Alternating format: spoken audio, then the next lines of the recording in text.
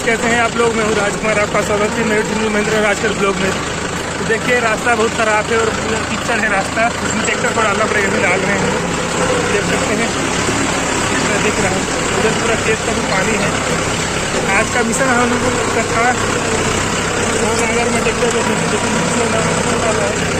और ये खेत है देख सकते हैं उधर तो प्लेट साइड गए थे। देखिए सामने का